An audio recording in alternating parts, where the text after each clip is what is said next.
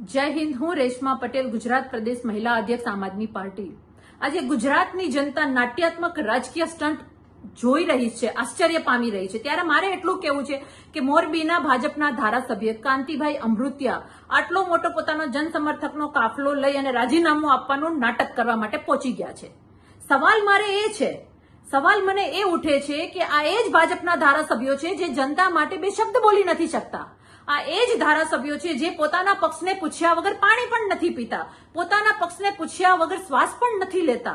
તો આટલો મોટો સ્ટન્ટ કરી રહ્યા છે, આટલા બધા માણસોને અંદર જવાની પરમિશન આપી રહ્યું છે, તો આની પાછળ ભાજપનું સૌથી મોટું ષડયંત્ર છે એવું મને સ્પષ્ટ લાગી રહ્યું છે। હું ગુજરાતની જનતાને જણાવવા માંગુ છું કે આ ધારાસભ્યો જેને કઈ કામ કરવા માટે પણ પક્ષની પરમિશન લેવી પડે છે, એક વાક્ય બોલવા માટે પણ પક્ષની પરમિશન લેવી પડે છે, તમને લાગે છે કે આ ધારાસભ્ય પક્ષને પૂછ્યા વગર આટલા મોટા નાટકો કરી શકે?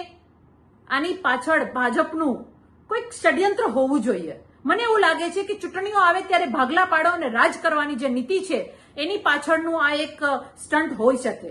એટલે કાંતિભાઈ અમૃતિયાના માધ્યમથી આપણે સમજવાની જરૂર છે કે ભાજપ પોતાના હથગંડાઓ ચાલુ કરી દીધા છે, પોતાના ધારાસભ્યોના સહારે નાટકો ઉભા કરી અને પ્રજામાં દ્વેષ ફેલાવવાનું કાર્ય, સમાજોમાં દ્વેષ ફેલાવવાનું કાર્ય શરૂ કરી દીધું છે એવું સ્પષ્ટ માનવું છે।